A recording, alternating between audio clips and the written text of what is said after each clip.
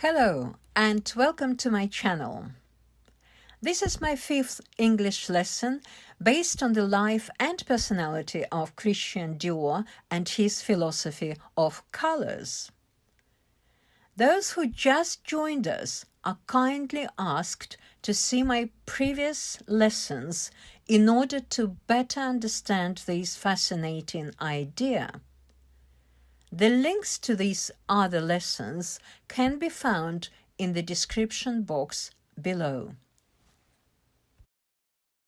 Before we look at the characteristics that Christian Dior assigned to the color green, I would like to share with you some interesting facts about Christian Dior's personality. You might be surprised to know that Christian Dior was very superstitious. He believed in luck and destiny, and throughout his life he looked for signs to help him make the big decisions. When the opportunity arose to open his own fashion house, he consulted with fortune teller Madame Delahaye, who insisted that he took this chance.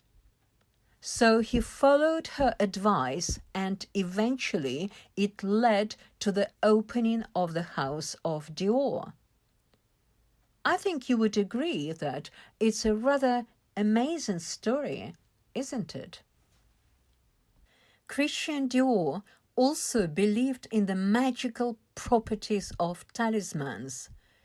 He carried in his pocket a 4-leaf clover, sprigs of lily of the valley, and a gold coin. You might be interested to know that a small clover with 3 heart-shaped leaves is called Shamrock, and Shamrock is the national emblem, the national flower of Northern Ireland, which, as you know, is a part of the Great Britain. Saint Patrick, Ireland's patron saint, used this flower as a metaphor for the Christian Holy Trinity. As you can see, Shamrock is of a green color, and I think it's time for us to find out what Christian Dior thought about this color in regards to fashion. So here is what he said about it. It is a color of nature, and when you follow the nature for your color schemes, you can never go far wrong.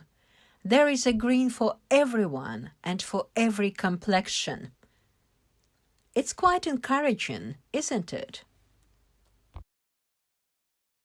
In my presentation, I used an irregular verb, arise, in the past tense.